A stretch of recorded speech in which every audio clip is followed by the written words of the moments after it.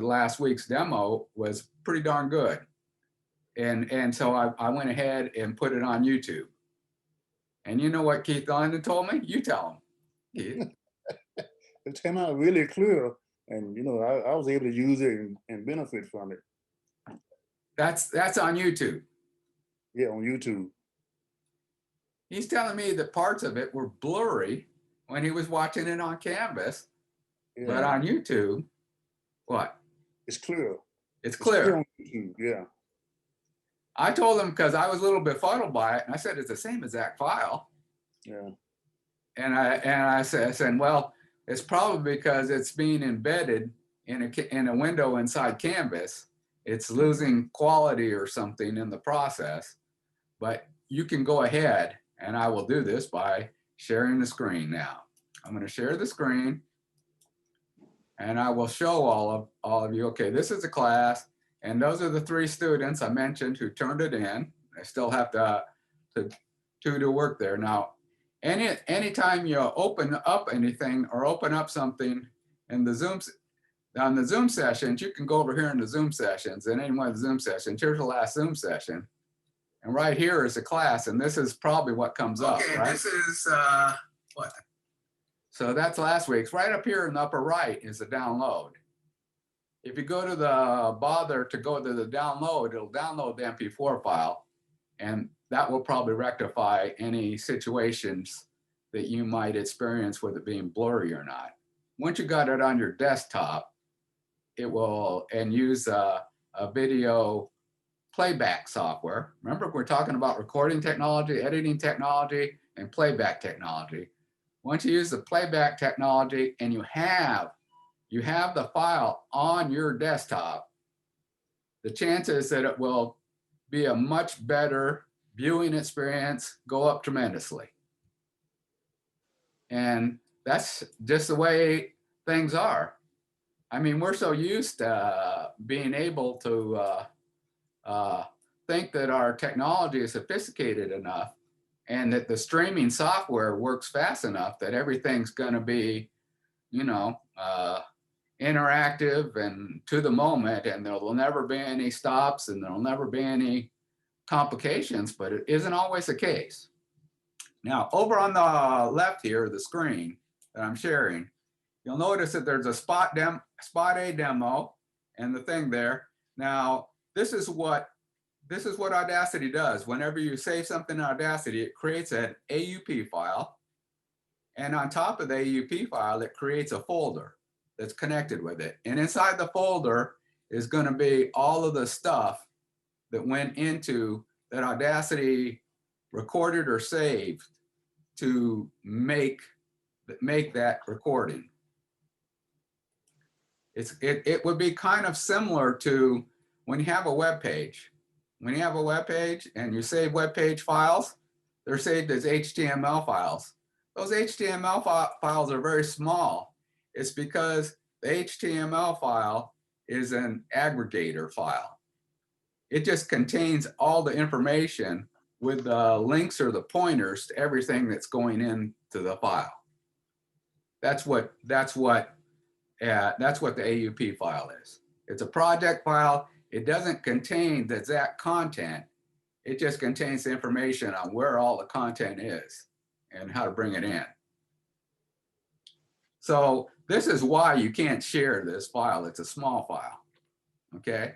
If I go online and check and go to the get info on it, and the get information on my thing tells me it's only 8 kilobytes. 8 kilobytes is nothing. That is such a small file. Now, after I went ahead and took it out here, the Spot A demo WAV file, I'm going to go and do the get info on that. And that file is 9.2 megabytes. Okay, we're not seeing that. And We're not seeing what you're talking about. You're not seeing the get information? Mm-mm. You're seeing the desktop though, right? All I see is Zoom. Oh, I see what you're doing. Yeah, Well, what I'm doing is I'm going and I'm clicking on the file itself, and I'm clicking on the file menu to get information about the file, and it's telling me how big the file is. You might not be able to see that pop up, but Okay. you're seeing it. But I'm letting you know how big the files are. All right. Okay. The MP3 file here, if I go to get information, a pop-up comes up with information, and it tells me that is 475 kilobytes. So we had 8 kilobytes for this file here, the AUP file, 475 kilobytes, and 9.2 megabytes. Big difference between the three. This is the non-compressed version, and this is the compressed version. And if I open it up right here. You're listening to Dr. Jeffrey Hedrick at 91.9 FM, KBWC, Keep Building Wiley College in Marshall, official campus radio station for HBCUs East Texas. Our programming includes student-hosted music shows. It's playing. I'm pretty sure it's playing it with. Yeah, it's playing it with iTunes. Okay. Now the WAV, if I do that, it opens up QuickTime to play it there. You're listening to Dr. Jeffrey Hedrick at 91.9 FM, KBWC, Keep Building Wiley College in Marshall, official campus radio station for HBCUs East Texas. Now I encourage all of you to take the time, and when you're exporting the file, you go to the file right here, and you go to the file menu, and you do the export. I encourage all of you to sample it. Take it as an export as an MP3 and take it as export as a WAV file and try them both. And you'll be able to tell the difference in the quality between the two. Okay. Give both of them a try. And remember, I told you that the WAV file is the better, much better quality. The frequency range, it spans. The frequency range being when you have a compressed file, that frequency range is much more towards the middle. That's what happens when you compress stuff. Okay. But to get the crispness of the highs and the subtlety of the lows, WAV file. So once it's compressed, can you uncompress it? No. No. You can't go back on it. That's why you keep the original? That's why you keep the original. That's why I told you keep this original down here. Okay. Okay? So if you want to make any changes, go back to the original and make them. Otherwise, you're going to be working with a compressed version if you only got the MP3. Okay? Okay. If you have the WAV file, at least you'll have the WAV file. What happened with the WAV file is it took all this content and all of its splendor and glory, and it just pressed it into one layer. So you won't be able to separate out these layers anymore with the WAV file. It pressed it all into one track. So if you want to be able to edit both of the tracks and everything else, go back to the project file. Like you want to change the music, right? You want to change the music in the background, you got to go back to the project file. Can't do it with the WAV file either because it's all been smashed together. It's basically been put into one layer. That's the big warning about the WAV file. WAV file has got the quality, but as far as the editing between layers, can't do it anymore. Okay. Okay. You know, whenever you add on an effect or add on music or add on another recording of your voice or whatever, it'll pop up as a new track.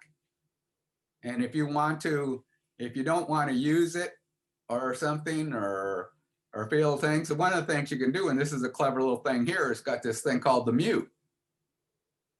So you can do this, like if you're doing a recording and you're going to be using for a lot of different purposes, you record different versions of it. And just like you have different versions of your resume, right, for different people, you have different versions of it maybe for different radio shows or anything else, but you want to use the same music. So the words are different, and you keep all those audio tracks and you just hit the mute, and that's what happens. So it changes to that. So when you play, that track won't play. And when you export, that track won't export when you got the mute on. Okay? Okay. So that's another thing for you to know. About the other thing that I wanted to go over in this session, of course, was I wanted to tell all of you that I strongly encourage you on any of this stuff. I know some of you aren't going to want to, but play around with some of the effects. Okay. Like I'm gonna just do a recording right here. I'm just gonna do a quick recording. I'm just gonna record my voice real quickly at the end of this. I'm not gonna save this afterwards, but I just wanted to put it in there.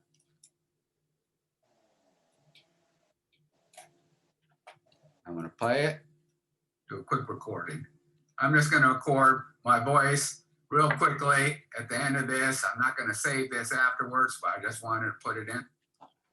Now, one of the effects, there's a thing called, I call this, sometimes it's a Mickey Mouse effect. You can change the pitch. You can change the pitch right here. Okay. If I go up.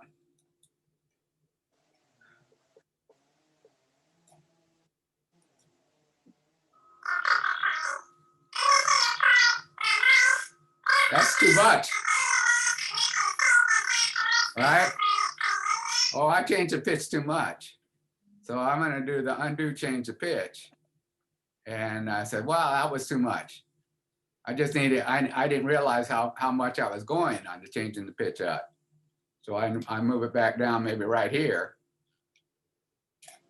But okay. And I'll be higher. Quick recording.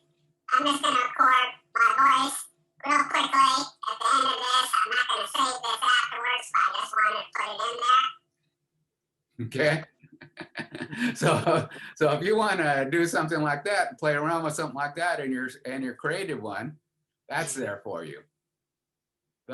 Change the pitch, and you can make it higher, or you can make it lower. You can change the speed if you wanted to slow it down, and it'll basically expand it. It will expand it out. Noise reduction and normalize, we've already gone over. That's to take away the background noise more than anything else. Those are good things to take advantage of. I've already gone over the fade out and fade in are other things you can do, but whatever you do, you have to have it selected. You have to have what you want it selected before this will work. Okay?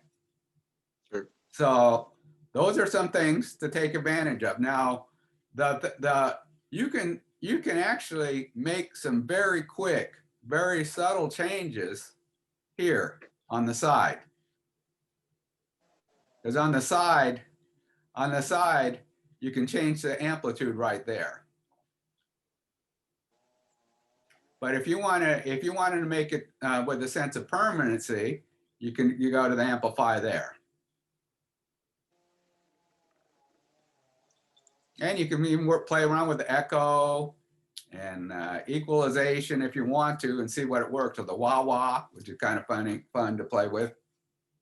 So those are different effects you can do. Now I'm showing this all to you because in your next one, I would encourage you, and I want you to get a little bit trickier. This assignment involves creating, this is part B radio show. You pay attention because you're wanting to, and I tell you for this, you got to go down to where they promote the radio station. It's right here. This is it right here. And they talk about how to make a segment when they're promoting the radio station, and you go down here, promote the station. Here are some examples of what to say. You're listening to Baton Rouge Community Radio. Information on donating the station. Become a volunteer is available at WYH. This is 96.9 FM, your volunteer-run community station in Baton Rouge. This is your nonprofit community station. It takes real money to pay our bills and keep the lights on. This volunteer radio station depends on your support. Please donate. Those are just some examples of some ideas.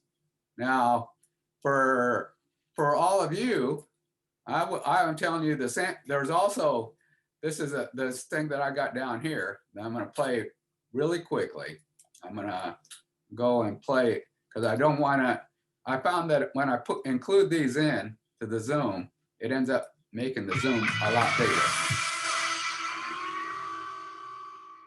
I was tasked late last year by the organizing committee of Radio Days Europe to take a look around the world at radio promotions that So he took a look at radio promotions and When? How?